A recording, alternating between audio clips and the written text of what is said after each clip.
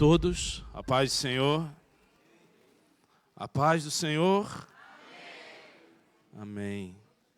Que maravilha, meus irmãos, estarmos na casa do Senhor mais uma vez. Tem alguém feliz com Jesus hoje? Glória a Deus. Amém. Graças a Deus. Meus irmãos, ontem eu estava tendo meu tempo de estudo, de preparo na minha casa.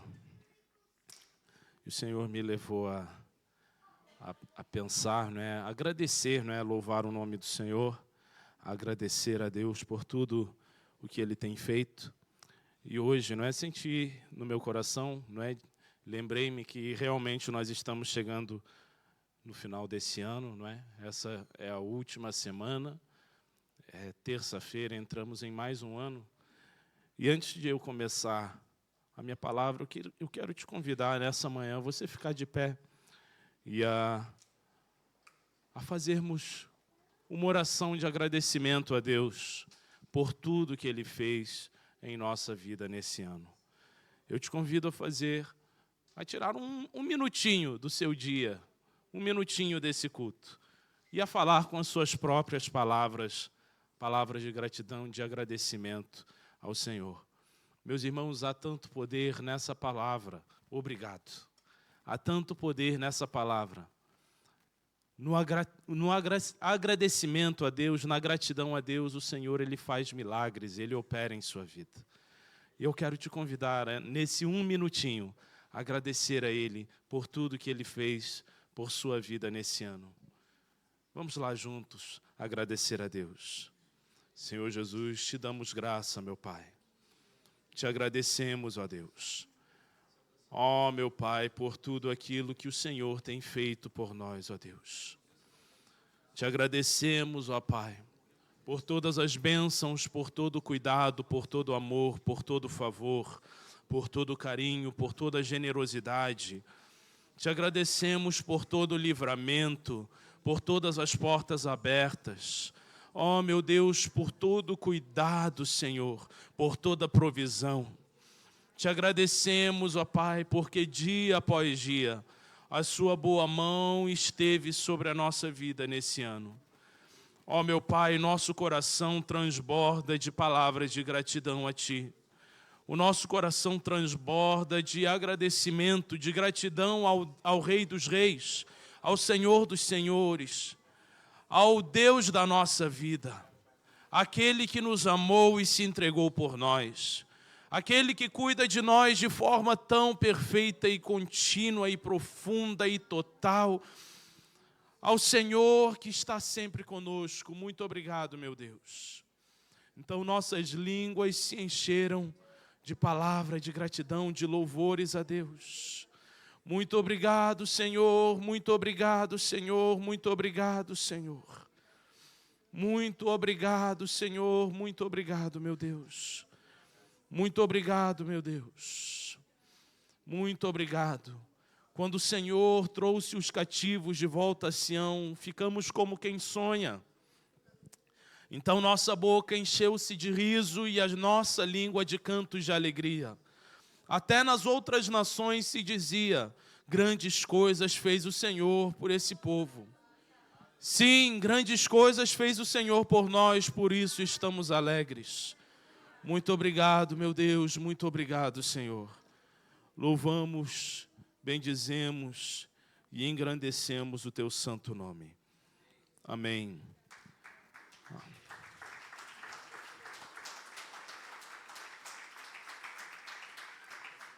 Aproveitando que estamos de pé, vamos abrir no livro de Zacarias, no capítulo 4.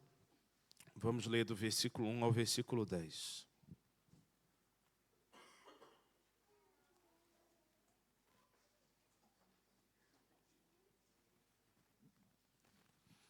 Zacarias 4, 1 ao 10. Se puder pôr na NVI, que é a versão que eu uso aqui. Amém. Obrigado. A palavra do Senhor diz assim: então o anjo que falava comigo tornou a despertar-me, como se desperta alguém do sono. E me perguntou: o que você está vendo? Respondi: vejo um candelabro de ouro maciço, com um recipiente para azeite na parte superior, e 7 lâmpadas com 7 tubos para as lâmpadas. Há também 2 oliveiras junto ao recipiente, uma à sua direita e outra à sua esquerda. Perguntei ao anjo que falava comigo: o que significa isso, meu senhor? E o anjo me respondeu: você não sabe? Não, meu senhor, respondi. Então ele me disse: esta é a palavra do Senhor para Zorobabel, não por força nem por poder, mas pelo meu espírito, diz o Senhor dos Exércitos. Quem é você, ó grande montanha? Diante de Zorobabel você se tornará uma planície. Ele colocará a pedra principal aos gritos de graciosa, graciosa ela é. Então a palavra do Senhor veio a mim. As mãos de Zorobabel lançaram os alicerces desse templo. As mãos dele também o terminarão. Assim saberão que o Senhor dos Exércitos me enviou a vós. Quem ousa desprezar o dia das pequenas coisas? Eles ainda verão com grande alegria a pedra principal nas mãos de Zorobabel. Esses são os 7 olhos do Senhor que percorrem toda a terra. Amém. Senhor Deus, eu quero pedir sua graça, meu Deus, uma vez mais, ó Senhor, para compartilhar sua palavra. Tudo aquilo, ó Pai, que o Senhor colocou no meu coração, ó Deus, que o Senhor esteja me dando também, Senhor, graça e capacidade para passar e transmitir à tua igreja. Que o teu Espírito tenha plena liberdade nessa manhã, para falar aos corações, para tocar, para despertar, para encorajar, para levantar os caídos. Ó Senhor, para conduzir-nos, Senhor, dentro da tua vontade. Ó Deus, que o Senhor venha, Senhor, nesse momento amarrar toda obra contrária, toda força do diabo, toda obra do maligno, toda tentativa, Senhor, de impedir e de roubar, Senhor, a Pai, a bênção e a palavra que o Senhor tem para os seus filhos. Que haja plena liberdade hoje para o teu Espírito, no nome santo de Jesus. Amém. Amém, irmãos, podem se assentar. Gostaria de falar, então, hoje sobre Zacarias. O título dessa palavra é Mas pelo meu Espírito. E, meus irmãos, viver os propósitos de Deus é uma decisão perigosa e desafiadora. Não é? Na sexta-feira, o Vini, não é? O diácono Vinícius esteve aqui ministrando a palavra e falando um pouco sobre isso, né? Sobre vivermos o propósito de Deus, sobre decidirmos viver o propósito de Deus. E isso é algo desafiador, meus irmãos. É uma decisão, muitas vezes, até mesmo perigosa, porque a vontade de Deus nos levará sempre a desafios muito maiores do que a nossa própria força. O Senhor nunca nos levará a enfrentar coisas que nós aguentamos com a nossa própria força natural. O Senhor sempre nos levará a desafios que nós não temos como enfrentar, senão com o poder e com a ajuda dEle. Nenhum homem ou mulher de Deus, irmãos, está à altura do chamado de Deus para a sua vida. Nenhum homem está à altura do chamado que Deus tem para a sua vida. Mas ser chamado por Deus é um convite para admitirmos derrota perante o uso da nossa força natural e receber sobre nós o poder de Deus para triunfarmos todos os desafios que vêm diante da nossa vida. Meus irmãos, eu acho muito curioso que o próprio Senhor Jesus, quando Ele nos ensinava como devemos orar, Ele nos ensinou que devemos orar, que venha o seu reino, que seja feita a sua vontade, assim na terra como no céu. Mas Ele mesmo, Ele foi a prova que essa oração é uma oração muito perigosa. Porque Ele mesmo nos mostrou que essa oração seja feita a sua vontade, assim na terra como no céu, o levou a situações de perigo, o levou a situações de aflição, o levou a desafios que pareciam mesmo intransponíveis.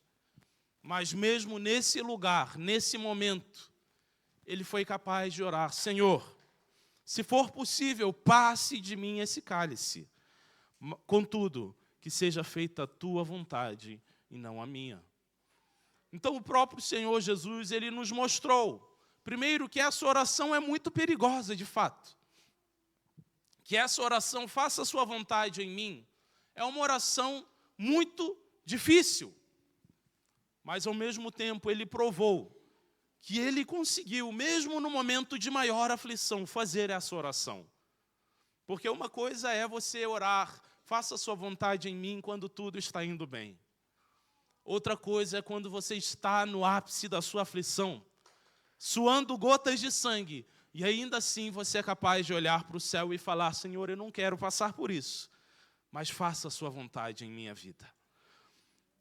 Se os seus desafios, meu irmão, minha irmã, têm sido maiores do que a sua força, o Senhor, ele te convida hoje a admitir a derrota da sua força natural e se revestir do poder que ele quer derramar sobre a sua vida. Mas antes de falar sobre o texto, eu gostaria de falar um pouquinho do contexto desse texto que nós lemos de Zacarias. O livro que nós lemos, não é, de Zacarias, ele se situa num período que nós chamamos de pós-exílico, não é? Após o período do exílio de Israel na Babilônia. A nação de Israel, ela tinha passado muitos anos na Babilônia, perto de 70 anos. A Babilônia, meus irmãos, era a maior potência político e militar daquela época. E quando a Babilônia invadiu Judá, não é, e invadiu Jerusalém e levou o seu povo cativo, Nabucodonosor, na verdade, ele humilhou a nação de Judá, ele humilhou de forma total. Por quê? Primeiro, seus muros ruíram completamente, ele destruiu os muros da cidade de Jerusalém. E se você sabe um pouquinho, né, dos povos antigos, da história antiga, você sabe que a primeira defesa de uma cidade, de uma nação, eram os seus muros. Nenhuma nação, nenhuma cidade vivia sem muros. Todas eram muradas, porque essa era a primeira defesa da cidade. Mas Nabucodonosor, ele derrubou completamente os muros de Jerusalém. Além disso, meus irmãos, o templo de Jerusalém foi saqueado. Né? Todo o ouro, toda a prata, todo o bronze, tudo de precioso que havia dentro do templo, Nabucodonosor levou.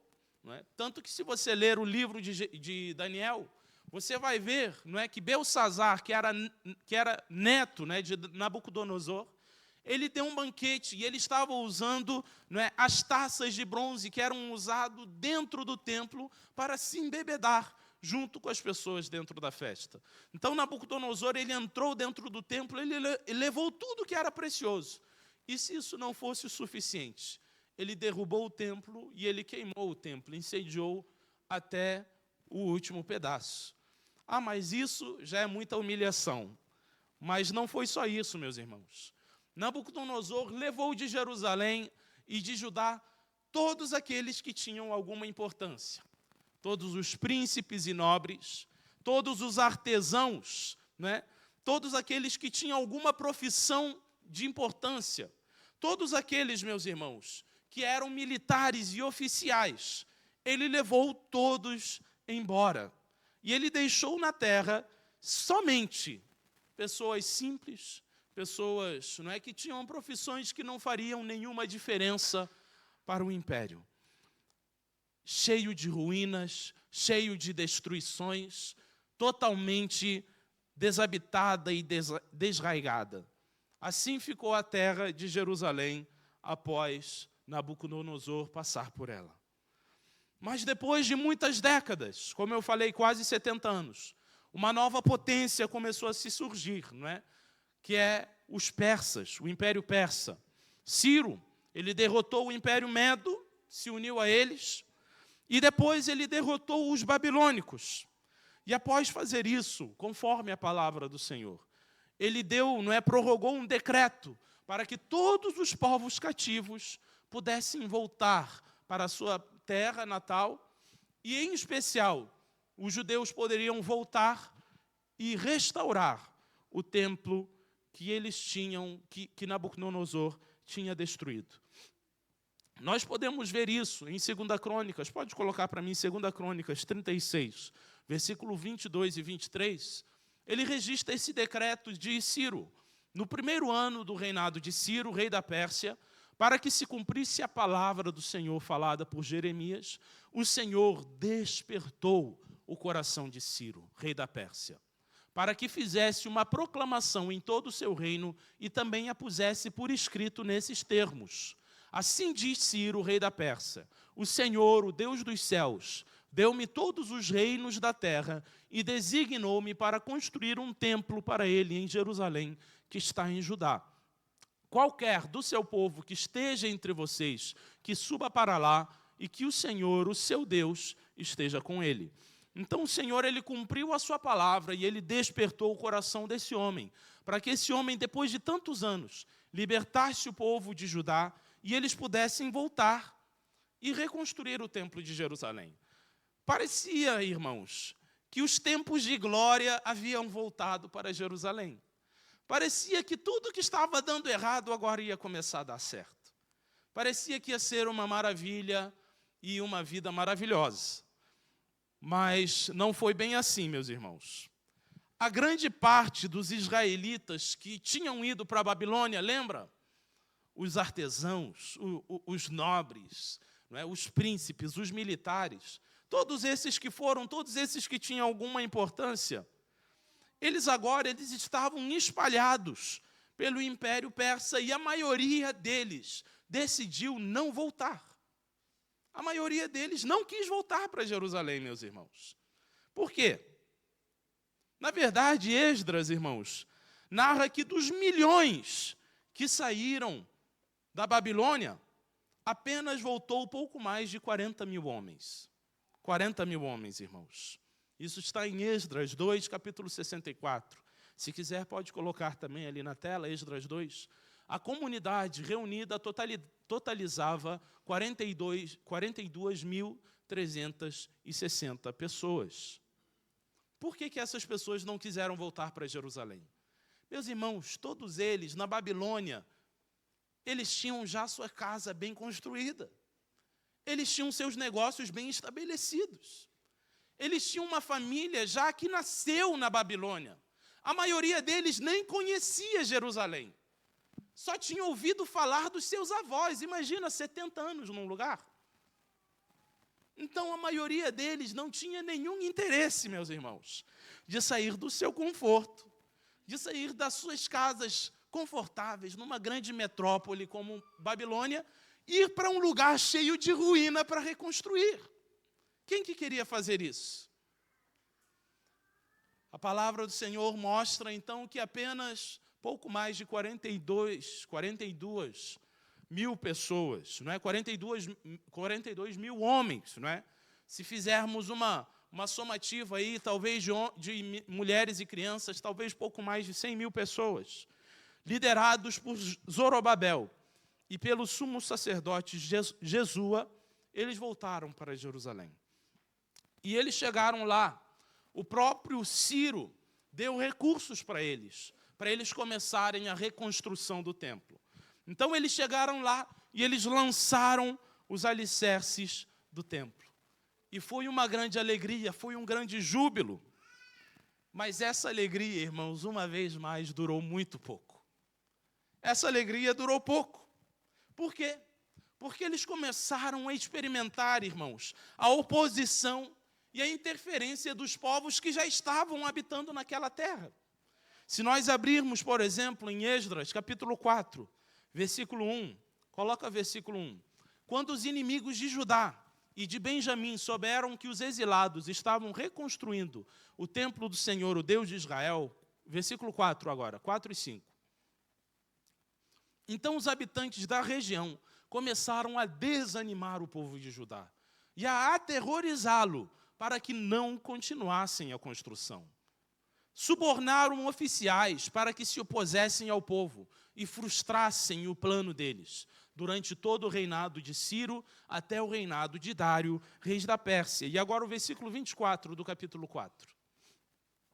Assim, a obra do templo de Deus em Jerusalém ficou interrompida e ficou parada até o segundo ano do reinado de Dário, rei da Pérsia. Guarda essa última parte, até o segundo ano do reinado de Dário. Então, a obra ficou parada até o segundo ano do reinado de Dário. Ou seja, se fizermos os cálculos ali, essa oposição que eles enfrentaram fez que a obra parasse por mais ou menos 15 anos, ou um pouco mais de 15 anos. Meus irmãos, você consegue imaginar isso? Você sai da Babilônia, você deixa tudo para trás. Se calhar você tinha a sua casa bem construída. Você tinha a sua família que nasceu na Babilônia, ou você mesmo nasceu na Babilônia. Você tinha seu negócio bem estabelecido. Mas você fala, não, eu vou obedecer o chamado do Senhor. Eu vou obedecer a palavra do Senhor. Você chega na cidade de Jerusalém, tudo devastado. Você lança os alicerces. Aí, quando tudo parece que está indo bem, a obra é interrompida. E você fica 15 anos parado. 15 anos, meus irmãos. 15 anos não são 15 dias, nem 15 meses. São 15 anos. 15 anos parado, sem fazer nada. E eles ficaram 15 anos, até que Ciro morreu. Seu filho Cambises, ou Cambises, também reinou e morreu. E depois Dario, genro de Ciro, passou a reinar. Meus irmãos, que vida difícil. Além dessa oposição dos povos ao redor, meus irmãos, o próprio povo em Judá foi esquecido pelo governo persa. No início, Ciro enviou recursos para que eles voltassem, mas depois eles ficaram esquecidos naquela terra. O povo que tinha voltado para Jerusalém, meus irmãos, se nós abrirmos também em Ageu 1:6, nós vamos ver que eles começaram a enfrentar também tempos de muita seca, de muita pobreza. Olha o que Ageu fala: vocês têm plantado muito, mas colhido pouco. Vocês comem, mas não se fartam. Bebem, mas não se satisfazem. Vestem-se, mas não se aquecem. Aquele que recebe salário, recebe-o para colocá-lo em uma bolsa furada. Que vida, irmãos! Que vida miserável! Cheio de inimigos, cheio de dificuldade, cheio de pobreza, cheio de miséria. Todo o povo estava certo e convicto que Deus tinha os esquecido. Todo o povo estava certo e convicto que o pecado deles era demasiado para que Deus os perdoasse e os desse uma segunda chance. Que o pecado deles era demasiado e por isso Deus esqueceu e deixou para lá as promessas de restauração e de reconstrução. Mas é nesse ponto que eu queria começar a palavra. Em Zacarias, capítulo 1, versículo 1, nós vamos ver algo. No 8º mês do segundo ano do reinado de Dario. Lembra o que nós lemos primeiro? A obra ficou parada até o segundo ano de Dario.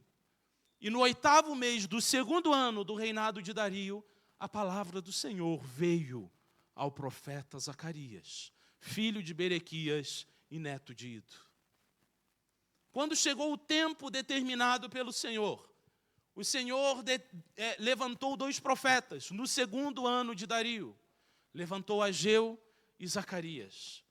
E é tão interessante, meus irmãos, que o próprio nome de Zacarias significa Deus se lembra. O próprio nome de Zacarias era Deus falando para o povo: olha, eu não me esqueci, eu me lembro, eu não me esqueci de vocês, eu não me esqueci das minhas promessas, eu não me esqueci das minhas palavras, eu não me esqueci do meu povo, eu me lembro de vocês. Meus irmãos, isso é algo maravilhoso.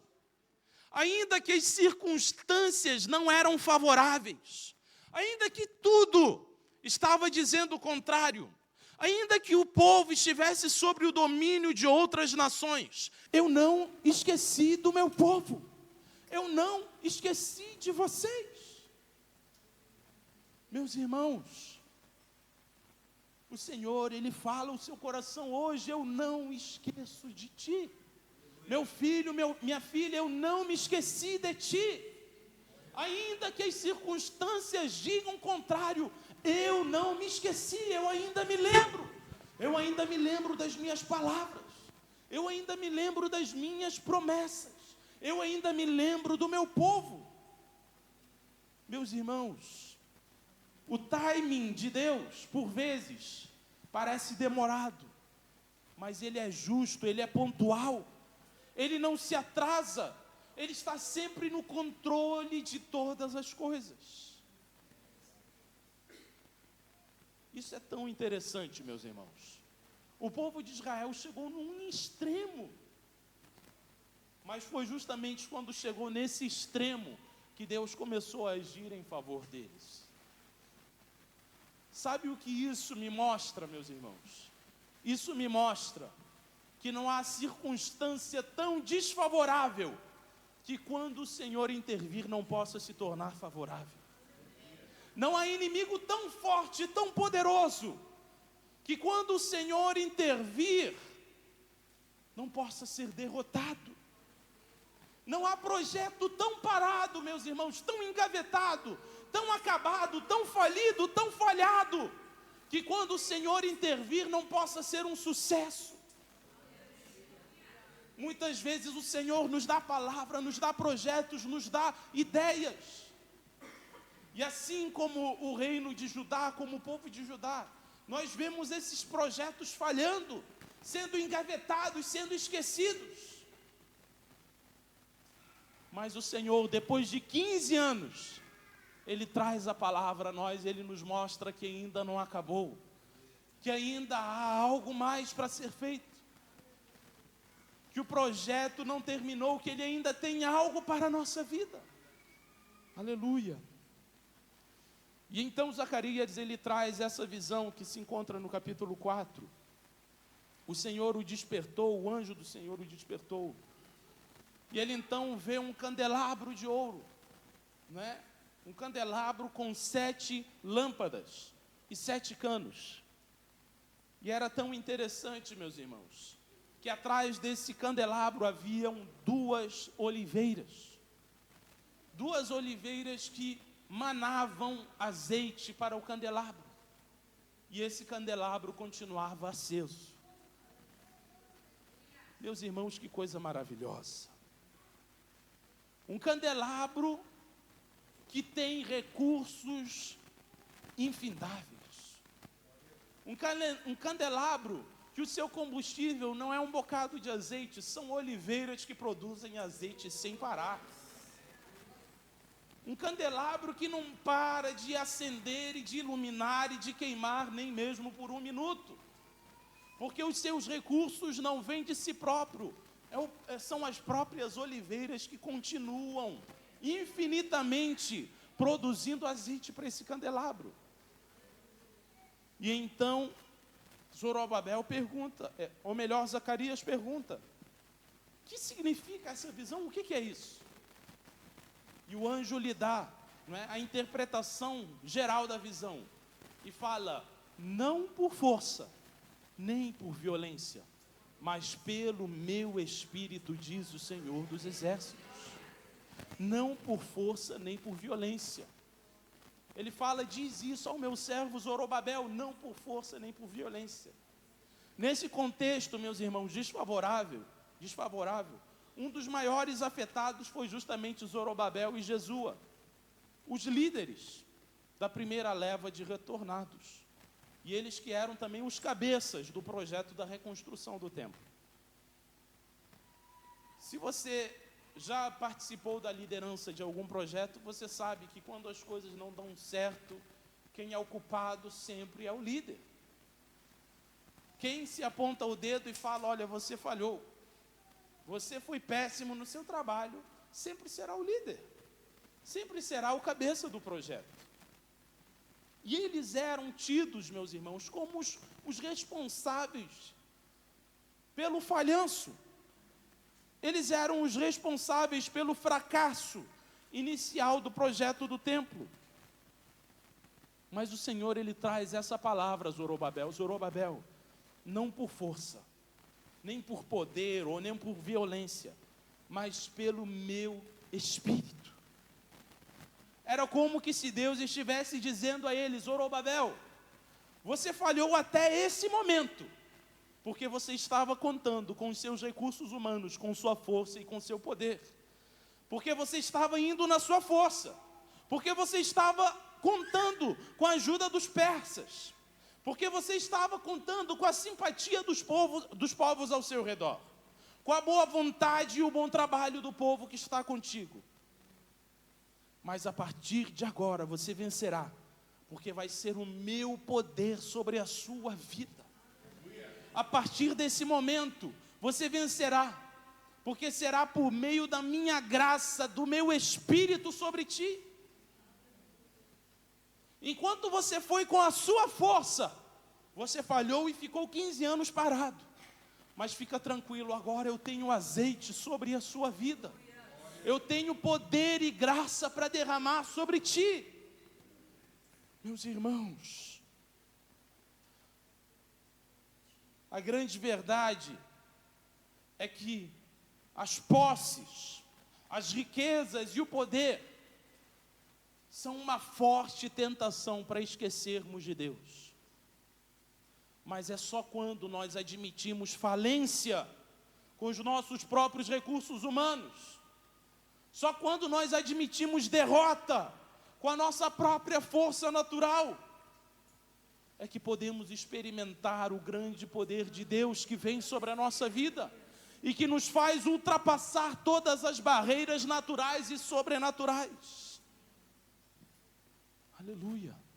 Não por força, nem por poder, mas pelo meu Espírito, diz o Senhor. Talvez até esse momento você tenha ido com as suas próprias forças, com seus próprios recursos, com aquilo que você possui, com aquilo que você estudou, com aquilo que você se preparou, e você tem se esbarrado e não tem conseguido prosseguir. Mas o Senhor, Ele te convida a experimentar uma nova fonte de poder sobre a sua vida, o Espírito de Deus sobre a sua vida, a unção do Senhor sobre a sua vida, o azeite, o óleo de Deus sobre a sua vida. Há uma contínua tendência, meus irmãos, para olharmos para outras fontes, para fontes seculares, humanas, para nos dar recursos para triunfarmos. Mas o que Zacarias 4 está fazendo é nos convidando a receber do poder de Deus. Ele está nos convidando a buscar, a pedir e a receber a graça e o poder de Deus que nos faz triunfar sobre todas as barreiras. Não por força, nem por poder, mas pelo meu Espírito, diz o Senhor dos Exércitos. O Senhor dos Exércitos diz a ti nessa manhã. E então a palavra do Senhor segue no versículo 7, de Zacarias capítulo 4.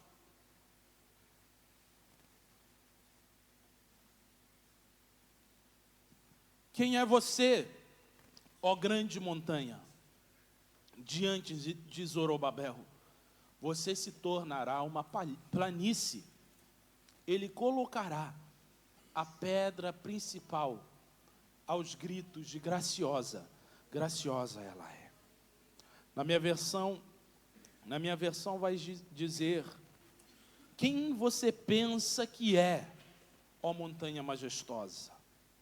Diante de Zorobabel, você se tornar uma planície. Ele colocará a pedra principal aos gritos de graça, graça. Aleluia.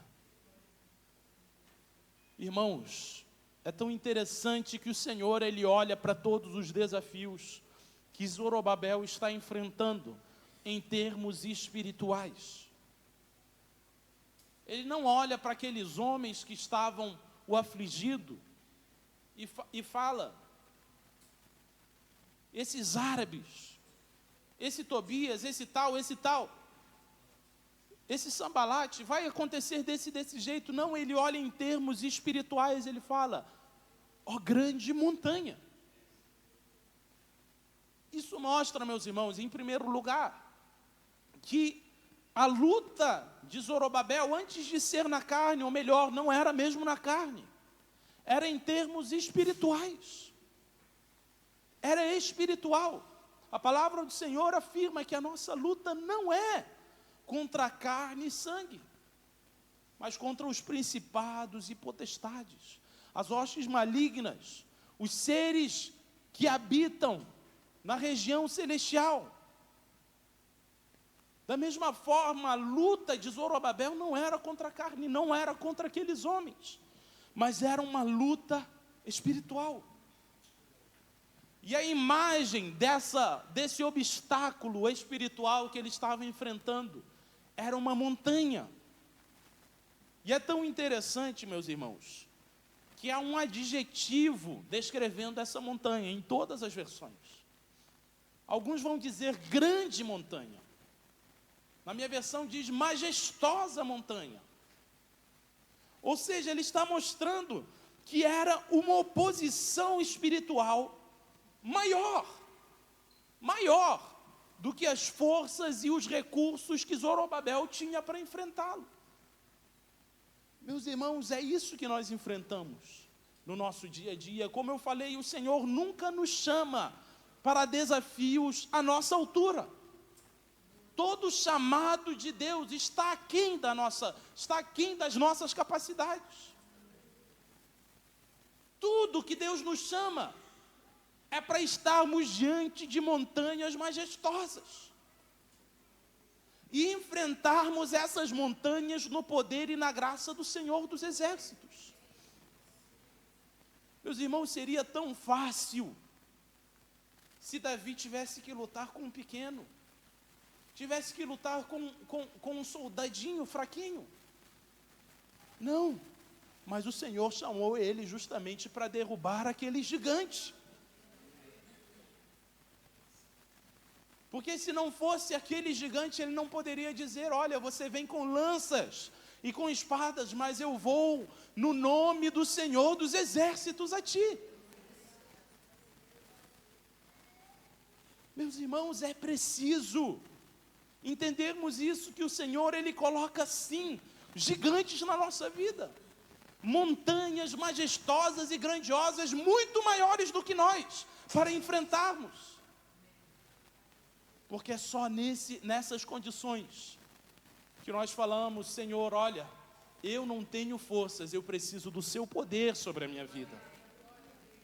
Não é por forças, nem por poder, mas pelo meu Espírito, diz o Senhor dos Exércitos. Aleluia. Meus irmãos, seria tão fácil para Zorobabel. A visão inicial seria tão maravilhosa, indo para Jerusalém, com todo o povo que saiu da Babilônia, milhões, com recursos já preparados, dados por Ciro, só chegar e construir, que coisa maravilhosa, que vida fácil. Mas o Senhor, Ele não nos chama para isso. O Senhor, Ele nos chama para derrubarmos gigantes. O Senhor nos chama para enfrentarmos montanhas grandiosas. Diante dessas montanhas dizemos, não, eu não sou capaz e não é possível. Mas então o Senhor nos lembra do poder dEle que Ele quer derramar sobre a nossa vida. Enquanto Zorobabel estivesse indo com as suas próprias forças e seus recursos, ele estava sendo barrado por essa montanha majestosa. Mas agora Deus estava o convidando a avançar e a triunfar debaixo da graça e do poder do Espírito de Deus. Debaixo da unção do azeite que vem dos céus. Da unção que Isaías fala no capítulo 10, versículo 27, a unção que despedaça o jugo. A unção que quebra as barreiras, que quebra os grilhões, que quebra as dificuldades. É dessa forma que ele deveria ir diante desse grande desafio. Até aquele momento, Era impossível ele triunfar. Mas agora o Senhor estava o convidando a ir debaixo do poder do Espírito Santo. Do mesmo Espírito que pairou sobre as águas em Gênesis 1. O mesmo Espírito que conduziu o povo de Israel no deserto. O mesmo Espírito que serviu de chocadeira. Porque essa palavra pairar sobre as águas, no original tem a ver com aquela coisa que a galinha faz naquela senta em cima dos ovos. Prepara a terra, prepara o ambiente, o sistema, o ecossistema, para que ocorra a criação. Esse mesmo Espírito agora estava sobre Zorobabel. E esse mesmo Espírito agora quer descer sobre a sua vida. Para você avançar, para você triunfar. Para você olhar para a montanha grandiosa, que até esse momento tem sido o seu grande obstáculo. E você falar, você grande montanha, o que você está fazendo? Diante do Espírito de Deus que está sobre a minha vida, você vai se tornar uma planície. Diante do Espírito de Deus que está sobre a minha vida, você não vai ser mais um empecilho para a minha vida, um obstáculo para a minha vida. Meus irmãos, com o Espírito Santo, não há obstáculo muito grande. Com o Espírito de Deus, o monte vira planície. Os gigantes viram um pão que a gente mastiga no café da manhã. O mar vira caminho. A muralha vira ruína. É com o Espírito Santo de Deus, não há limites. Não há limites. E o Senhor, Ele está nos chamando a receber essa graça, esse poder sobre a nossa vida. Quero te convidar a ficar de pé nessa manhã.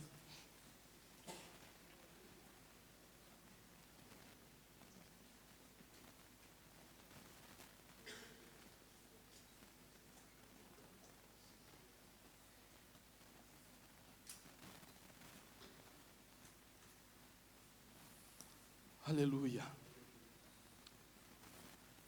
Talvez você esteja como Zorobabel nessa manhã. O Senhor te deu projetos, o Senhor te deu sonhos, o Senhor colocou coisas celestiais no seu coração, mas com os seus próprios recursos, nada tem avançado. Você tem tentado com todas as suas forças e nada tem progredido. Mas o Senhor, Ele te chama hoje a receber o poder que vem dos céus. O Senhor te chama hoje a ser como Zorobabel, a ficar ali plantado, enquanto o Senhor planta aquelas 2 oliveiras sobre a sua cabeça e deixa o azeite de Deus descer continuamente sobre a sua vida. Eu não sei se você é essa pessoa nessa manhã, eu quero te convidar a vir aqui na frente. Nós iremos orar, ministrar sobre a sua vida, impor as nossas mãos sobre a sua vida. E eu creio que hoje o Senhor irá renovar a sua vida espiritual. Eu creio que hoje você receberá o poder para transpor essa montanha grandiosa que está diante de ti. Essa montanha que você já viu que não consegue ultrapassar com as suas próprias forças. Você já pensou, já imaginou, já tentou de todas as formas, mas não tem conseguido ultrapassar esse obstáculo, esse desafio. Mas o Senhor hoje, Ele está te convidando a receber um poder maior, uma medida maior de graça, uma medida maior de unção. E você vai sair por essas portas nessa manhã e vai olhar para essa montanha que está diante de ti, desse desafio que está diante de ti, e você vai falar: olha, quem que é você? Quem você acha que é?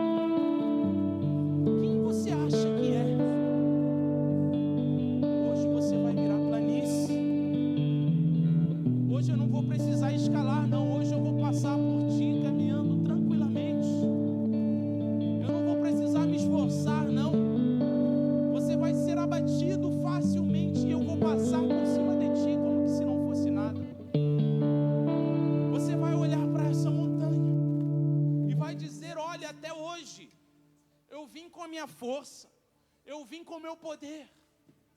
Mas a partir de hoje eu estou indo a Ti no nome, no poder do Espírito Santo de Deus. Até hoje eu tentei Te enfrentar com as minhas próprias mãos e eu só fracassei. Mas a partir de agora é o Espírito de Deus sobre a minha vida que eu vou passar por cima de Ti.